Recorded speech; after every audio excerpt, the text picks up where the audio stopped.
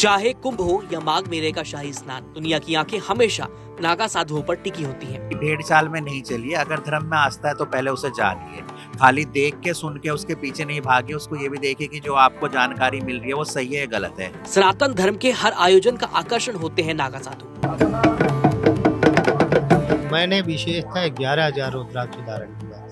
11,000 रुद्राक्ष शिव पुराण के अनुसार जो 11,000 रुद्राक्ष धारण करते हैं वो भगवान शिव के रुद्र स्वरूप। नागा साधुओं का जीवन बाकी साधुओं की तुलना में सबसे कठिन माना जाता है। उनका संबंध शैव परंपरा से जुड़ा हुआ है। अच्छा महाराज जी, हम अक्सर देखते हैं कि साधु संतों की कुटिया में या जहाँ उनके शिविर होते हैं वहाँ धुनी होती है। धुनी का क्या महत्व है? इस प्रणाली के तहत सनातन धर्म की रक्षा के उद्देश्य से शस्त्र और शास्त्र दोनों में निपुण साधुओं का एक संगठन बनाया गया। कि आजकल इंटरनेट का युग है और भ्रामक जानकारियां ज्यादा दी जाती हैं सेंसेशन क्रिएट करने के लिए, ठीक है ना। जो आपको चटपटा बताओगे तो लोग बाग उसको ज्यादा देखेंगे, उसको ज्यादा समझेंगे। तो इसलिए कि अपना थोड़ा सा दिमाग का बुद्धि का विवेक का भी प्रयोग करना चाहिए। धर्म के प्रति आस्था बहुत जरूरी है यंग जनरेशन का, लेकिन भेड़ चाल में नहीं भाड़िए। उसको समझ के उसके पीछे चलिए, क्योंकि जब तक आपको खुद धर्म के बारे में नहीं पता होगा आप उसको कैसे पालन करेंगे उसका।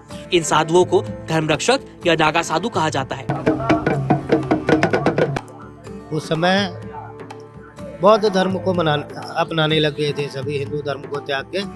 तो उस समय राजा महाराजाओं से आद्य गुरु शंकराचार्य भगवान ने पहले शास्त्रार्थ के द्वारा, ज्ञान के द्वारा उनको अपने धर्म मानने पे मजबूर करते थे। यदि नहीं माने फिर भी तो उनके साथ युद्ध करने के लिए क्षत्रिय को जो है बनाए। उन्होंने नागा संप्रदाय में नागा बनाए, नागा साधु बनाए, जिनको कोई भी शरीर पे वस्त्र भी नहीं दिए ताकि उनको कोई मोह ना रहे, निर्मोह होके जो है वो युद्ध कर सके। इसलिए जो है हमारे नागा सन्यासियों की स्थापना हुई है। तो चलिए जानते हैं कौन होते हैं नागा साधु और कैसा होता है उनका जीवन।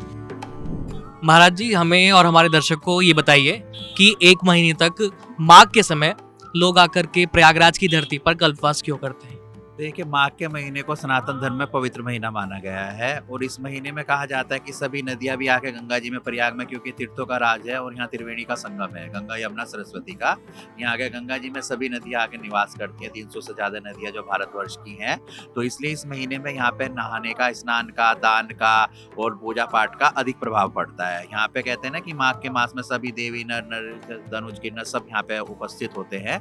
तो यहाँ पे आके रहने पे जो ये हम यहाँ पे रह रहे हैं, स्नान से भी ज्यादा यहाँ पे रहने का ज्यादा महत्व है, क्योंकि हम गंगा की रज में रह रहे हैं, गंगा की गोद है। इस टाइम जो कल्पवासी जहाँ पे भी रह रहे हैं वो सब गंगा का इलाका है। ये कोई जमीन नहीं है, कुछ नहीं है, गंगा का वो है कि गंगा ने स्थान छोड़ा हुआ है। तो यहाँ पे गंगा की रज में रहने का ही अलग महत्व है, उसका प्रभाव ज्यादा मिलता है। अच्छा महाराज जी, सुबह से लेकर के शाम तक आपकी दिनचर्या क्या होती है? आप कितने बजे उठते हैं? सुबह उठते हैं, उसके बाद स्नान ध्यान करते हैं, उसके बाद अपना धोने की पूजा करते हैं, उसके बाद अपना पाठ करते हैं, माला जपते हैं। सारा दिन इसी में निकल जाता है। ऐसा कोई फिक्स दिनचर्या तो है नहीं, लेकिन जब धोने पे बैठे तो पूरा दिन धोने पे ही निकलता है। महाराज जी, आप माघ मेले में आए हैं, कल्पवास कर रहे हैं, लेकिन सबसे ज्यादा जो आपका अलौकिक स्वरूप आपने धारण किया है ये बहुत आश्चर्य का केंद्र बना हुआ है। थोड़ा सा अपने स्वरूप के बारे में बताएं। सबसे पहले मैं अपना परिचय देता हूँ। मैं दिगंबर अजयगिरी बाबा और रुद्राक्ष बाबा त्रितपोनिधि निरंजनी पंचायती अखाड़े से। मैं सन्यासी हूँ। सन्यासी, नागा सन्यासी जितने भी होते हैं, सर्वप्रथम जब हम गुरु धारणा करते हैं तो हमारे को गुरु महाराज से कंठी के स्वरूप में रुद्राक्ष की प्राप्ति होती है। रुद्राक्ष भगवान शिव से उत्पन्न है। रुद्र जो राक्ष, रुद्र शिव है और अक्ष आंखों से संबंध रखते हैं। तो भगवान शिव के नेत्र से जब अश्रु की बूंद गिरी थी तो उससे जो है रुद्राक्ष की उत्पत्ति हुई। रुद्राक्ष अपने आप में शिव का अंश है, शिव के स्वरूप है।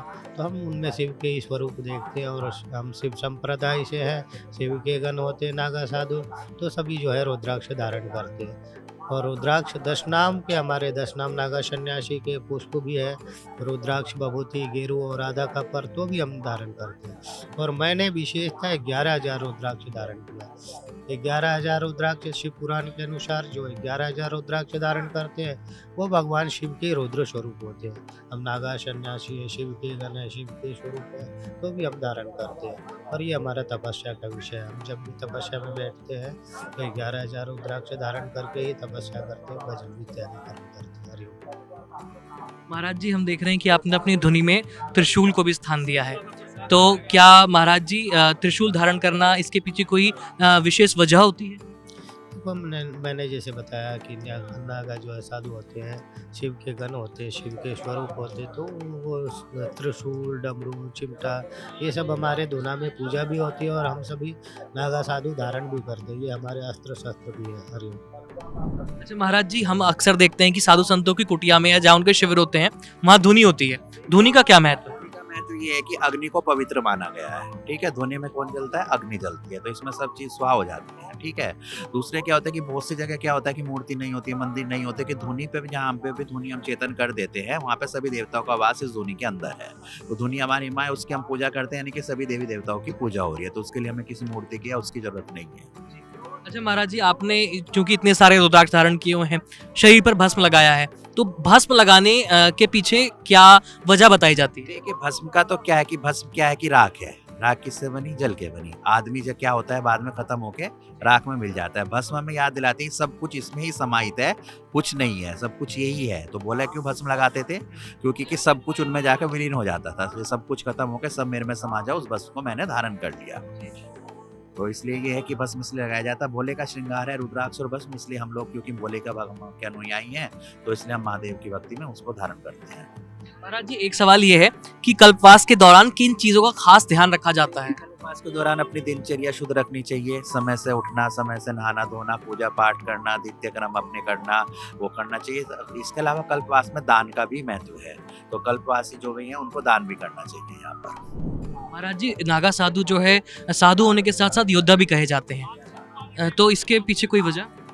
देखो, आदि गुरु शंकराचार्य जी ने जब हमारे धर्म की रक्षा के लिए, पुनः स्थापना के लिए हमारे 7 अखाड़े की, 4 मठ की स्थापना की, तो उस समय सर्वप्रथम जो है ब्राह्मण को दीक्षा दी। उस समय बौद्ध धर्म को अपनाने लग गए थे सभी, हिंदू धर्म को त्याग के। तो उस समय राजा महाराजाओं से आदि गुरु शंकराचार्य भगवान ने पहले शास्त्रार्थ के द्वारा, ज्ञान के द्वारा उनको अपने धर्म मानने पे मजबूर करते थे। यदि नहीं माने फिर भी तो उनके साथ युद्ध करने के लिए क्षत्रिय को जो है बनाए। उन्होंने नागा संप्रदाय में नागा बनाए, नागा साधु बनाए, जिनको कोई भी शरीर पे वस्त्र भी नहीं दिए ताकि उनको कोई मोह ना रहे, हाँ, निर्मोही होके जो है वो युद्ध कर सके। इसलिए जो है हमारे नागा सन्यासियों की स्थापना हुई। आदि गुरु शंकराचार्य जी ने इस प्रकार से पुनः स्थापना की सनातन धर्म की, तो हम वहाँ से चले आ रहे हैं, हमारी परंपरा। हरिओम। आजकल जो है युवा भी काफी प्रेरित हो रहे हैं कल्पवास को लेकर के, धर्म को लेकर के, तो युवाओं के प्रति क्योंकि अक्सर जो है कुछ चीजें जो है भ्रांति समझ लेते हैं या कई बार गलत। मेरा कहना यही है कि भेड़ चाल में नहीं चलिए। अगर धर्म में आस्था है तो पहले उसे जानिए, खाली देख के सुन के उसके पीछे नहीं भागिए। उसको ये भी देखिए कि जो आपको जानकारी मिल रही है वो सही है गलत है, क्योंकि आजकल इंटरनेट का युग है और भ्रामक जानकारियां ज्यादा दी जाती हैं सेंसेशन क्रिएट करने के लिए, ठीक है ना। जो आपको चटपटा बताओगे तो लोग बाग उसको ज्यादा देखेंगे, उसको ज्यादा समझेंगे। तो इसलिए कि अपना थोड़ा सा दिमाग का, बुद्धि का, विवेक का भी प्रयोग करना चाहिए। धर्म के प्रति आस्था बहुत जरूरी है यंग जनरेशन का, लेकिन भेड़ चाल में नहीं भागिए, उसको समझ के उसके पीछे चलिए, क्योंकि जब तक आपको खुद धर्म के बारे में नहीं पता होगा आप उसको कैसे पालन करेंगे उसका।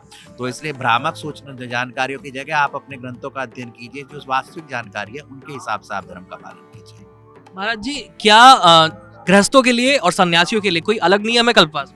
देखिए, नियम तो कल्पवास का तो वही है कि पूजा पाठ करना। नियम तो यही कि ग्रस्त को अपना ग्रस्त नियम का पालन करते हुए वो करना चाहिए। कल्पवास करने से सन्यासी अपने सन्यासी जीवन का पालन करते हुए करते हैं। इसके अलावा क्या आप कुछ हमारे दर्शकों को कुछ? सन्यासी हैं जी, वो भी सन्यासी हैं एक तरह से। ग्रस्त नहीं भी कल्पवास में तो शुद्ध रह के ही उनको कल्पवास करना है, गृहस्थी निभा के तो कल्पवास नहीं हो सकता। अच्छा महाराज जी, कुछ दर्शकों को हमारे कुछ संदेश आपके? बस यही है कि धर्म के प्रति आस्था बनाए रखिए, लेकिन अंधविश्वास को बढ़ावा नहीं दीजिए, सबको महज समझते हुए। इसके अलावा मैं लोगों को ये भी कहना चाहूंगा कि आप तीर्थ कीजिए, बहुत अच्छी बात है, लेकिन जो आपके गांव गली के मंदिर हैं उन पे भी ध्यान दीजिए। आज के समय में क्या हो रहा है कि तीर्थों पे तो भीड़ लगी हुई है कि वहाँ पे सांस लेने की जगह नहीं है, लेकिन जो गाँवों में, शहरों में जो छोटे छोटे मंदिर हैं वो उपेक्षित हो रहे हैं, उनमें कोई मतलब जाके भी कुछ नहीं है और उनका कुछ उद्धार भी नहीं हो रहा है। तो भगवान तो सब जगह व्याप्त है, वो यही नहीं कि वो तीर्थों में ही है, वो तो सब जगह है। तो अगर आपके गाँव गली में भी कोई मंदिर है तो उनका भी ध्यान दीजिए, क्योंकि जब तक आप ध्यान नहीं देंगे तो फिर आगे कैसे चलेगा। महाराज जी, आप एक महीने मतलब पूरा माघ मेला जो है 1 महीने चलता है, इसमें कल्पवास किया जाता है। न सिर्फ मनुष्य बल्कि देवी देवता भी ऐसा कहा जाता है कि कल्पवास में आके गंगा स्नान करते हैं। तो क्या इस दौरान किन बातों का खास ध्यान रखना चाहिए, हमारे दर्शकों को इस बारे में बताइए। देखो इन दौरान जो है सात्विक आहार ग्रहण करें, हाँ, और नियम कर्म से जो है उठ के प्रातः जितना हो सके ज़्यादा हो सके परमात्मा का नाम का सुमिरन करें, हाँ, और पितरियों को पितृ तर्पण किया जाता है स्नान करके त्रिवेणी में। तो ये सब कर्मों का ध्यान रखने पड़ते हैं, सात्विक कर्म करें, किसी को मन क्रम वचन से किसी को जो है कष्ट ना पहुँचाए। हर हर महादेव। तो आप देख रहे थे रुद्राक्ष वाले बाबा, ये कल्पवास कर रहे हैं प्रयागराज की धरती पर। आपने उनका दिव्य स्वरूप देखा, तो उन्होंने बताया कि रुद्राक्ष क्यों धारण करते हैं, शरीर पर भस्म लगाने की क्या वजह है, त्रिशूल क्यों धारण किया जाता है और नागाओं का क्या रहस्य है। इसी तरह आप कड़क के साथ जुड़े रहिए ताकि हम आपको माघ मेले के चित्र विचित्र जो दृश्य हैं वो आप तक लाते रहें और अंदर की जो कथाएं हैं आपके सामने उजागर करते रहें। मेरा नाम है आयुष, कैमरे के पीछे है नकुल। धन्यवाद।